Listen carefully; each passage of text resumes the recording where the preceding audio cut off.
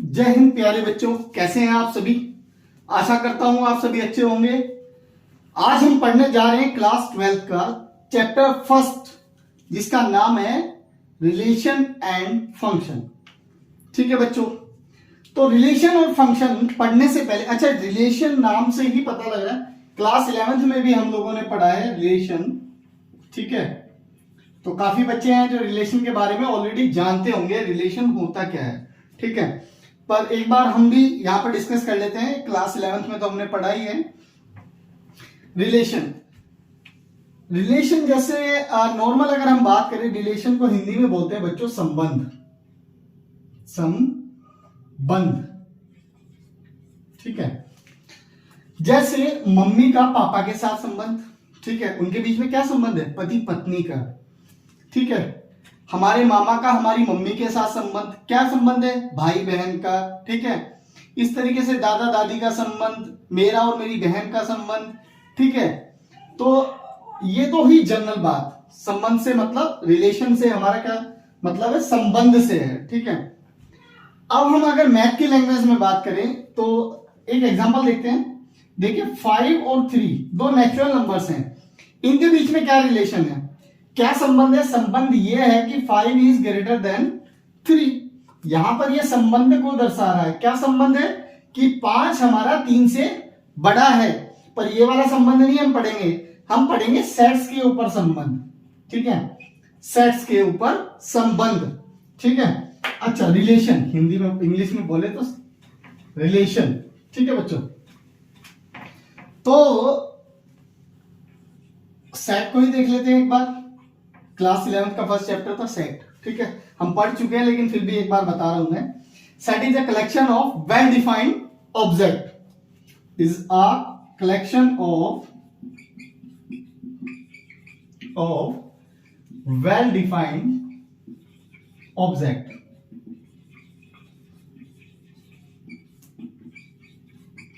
ठीक है, एग्जांपल, अच्छा इसको हम दो तरीके से लिखते थे, सेट बिल्डर फॉर्म या फिर रोस्टर फॉर्म में। ठीक है, जैसे 1 2 3, ये मैंने एक सेट लिख दिया, एक नाम दे दिया, नेचुरल नंबर का सेट है 1 2 3। ठीक है, तो ये सेट है। अब बात करते हैं रिलेशन की। रिलेशन पे जाने से पहले हमें पढ़ना पड़ेगा ऑर्डर्ड पेयर और कार्टेशियन प्रोडक्ट। ऑर्डर्ड पेयर और कार्टेशियन प्रोडक्ट।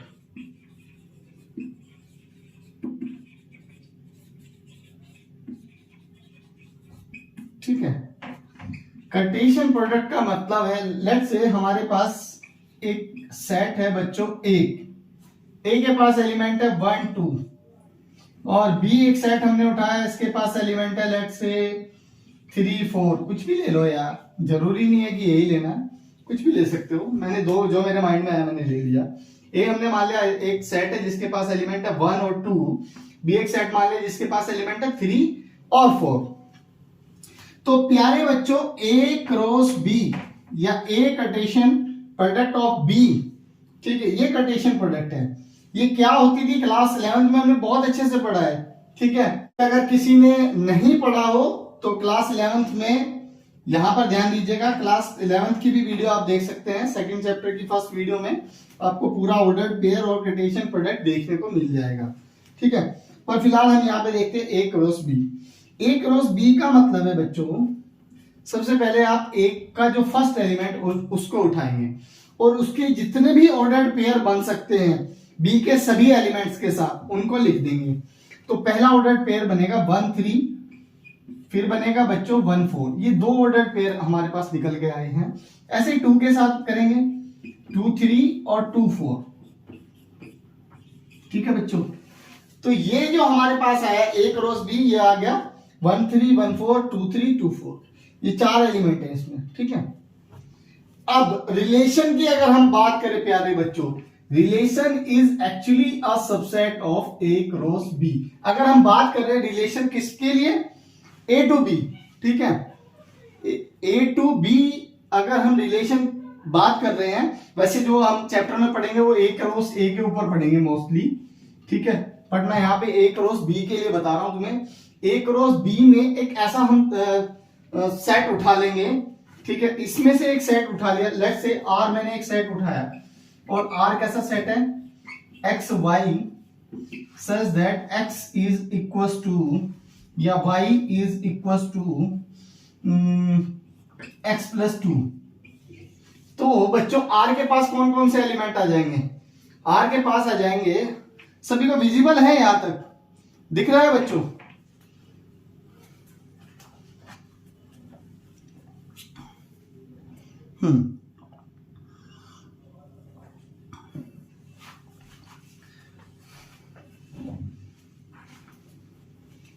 ठीक है। तो आर के पास बच्चों यहां पर कौन कौन से एलिमेंट आएंगे, आर के पास आएंगे, मैं यहीं पे लिख रहा हूं बच्चों स्पेस बना के, आर बराबर आएगा, देखो यहां से अगर हम निकालेंगे तो एक तो ऑर्डर पेयर आएगा, इसने कहा कि y जो है वो x में 2 ऐड करने पे मिल रहा है, देखो पहले वाले में ही अगर x में 1 में 2 ऐड करेंगे तो 3 आ जाएगा, 1 3 बन जाएगा। नेक्स्ट चलते हैं, 1 में 2 ऐड करेंगे तो ये 4, ये नहीं होगा, 2 में 2 ऐड करेंगे तो 4, ये भी नहीं होगा, 2 में 2 ऐड करेंगे तो 4, एक ये बन जाएगा 2, 4, ठीक है।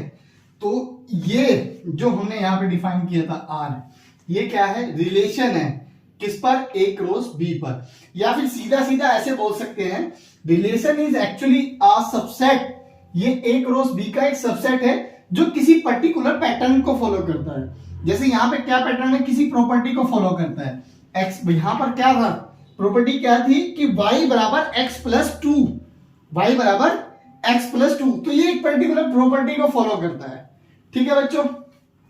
इसको मैं रफ कर रहा हूं। चलिए बच्चों सबसे पहले पढ़ते हैं हम टाइप्स ऑफ रिलेशन के बारे में, ठीक है। तो सबसे पहला हमारा आता है एम्प्टी रिलेशन, ठीक है।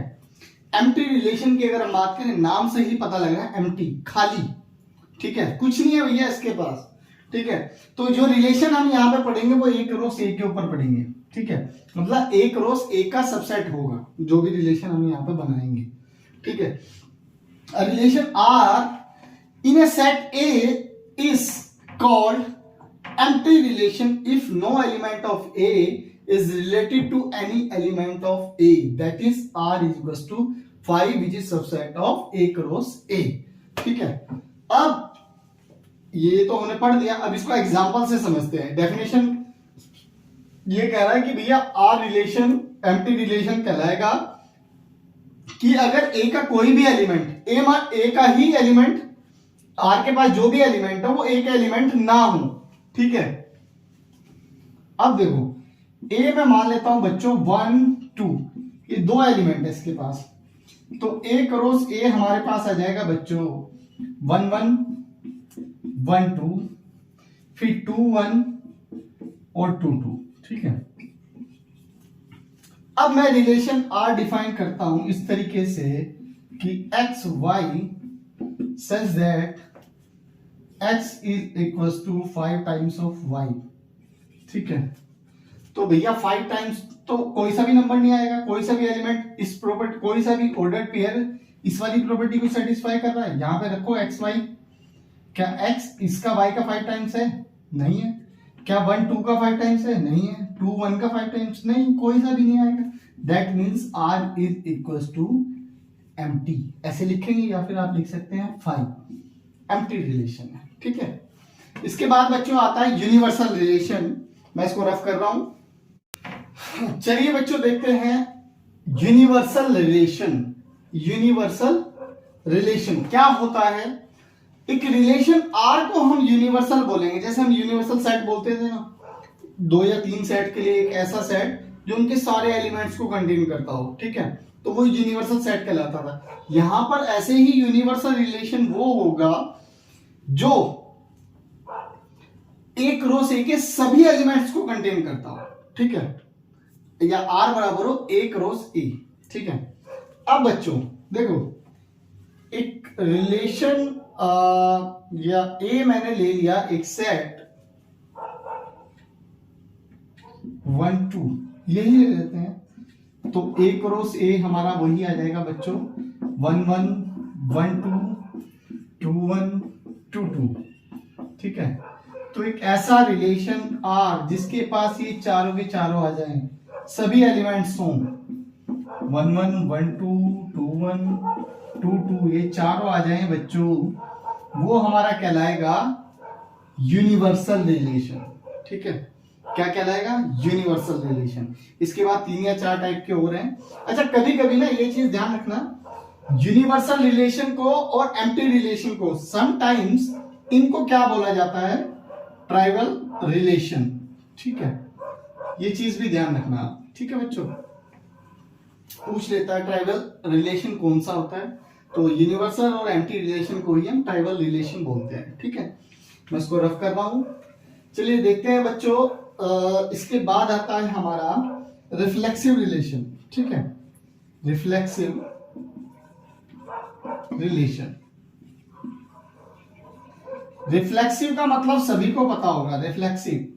ठीक है, अपना ही जैसे यहां पर कोई चीज हमने रखी और बीच में हमने मिरर रख दिया तो उसका रिफ्लेक्शन इधर आएगा। ठीक है, उसका रिफ्लेक्शन इधर आएगा। डेफिनेशन के अगर अकॉर्डिंग देखें तो डेफिनेशन कहती है if a belongs to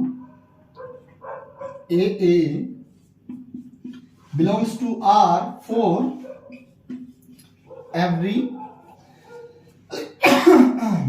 A belongs to A। हमने A कोई सेट लिया, A क्रॉस A पर हम रिलेशन निकाल रहे हैं। ठीक है, A पर ही रिलेशन निकाल रहे हैं, कहने का मतलब है तो जो रिफ्लेक्सिव रिलेशन होगा वो A कंटेन करेगा। मतलब देखो, अगर A के पास एलिमेंट है लेट्स से 1 2 3, ठीक है, तो R हमारा बन जाएगा बच्चों 1 1 2 2 3 3। एक ऐसा रिलेशन जिसमें ऑर्डर पेयर में सेम एलिमेंट्स हो, 1 1 2 2 3 3। अगर यहाँ पे 4 होता है तो 4 4। ठीक है, इस तरीके का रिलेशन क्या कहलाता है बच्चों? रिफ्लेक्सिव रिलेशन कहलाता है, ध्यान रखिएगा। इसके बाद चलते हैं सिमेट्रिक रिलेशन और फिर ट्रांजिटिव, और लास्ट वन है हमारे पास इक्विवेलेंस रिलेशन। इसको मैं रफ कर रहा हूं बच्चों। चलिए बच्चों देखते हैं सिमेट्रिक रिलेशन। नाम से ही पता लग रहा है सिमेट्रिक। क्लास 5th में जो भी बच्चे सीबीएसई से पढ़े हुए होंगे, वैसे तो सबके पास ही आता है, सीबीएसई वालों के पास ज्यादा होता है मेरे ख्याल से। लाइन ऑफ सिमेट्री ड्रॉ करते थे हम, आपने देखा लेट्स से। चलो एक, वैसे मेरी ड्राइंग इतनी अच्छी नहीं है, मैं एक बटरफ्लाई ड्रॉ करता हूं। ठीक है,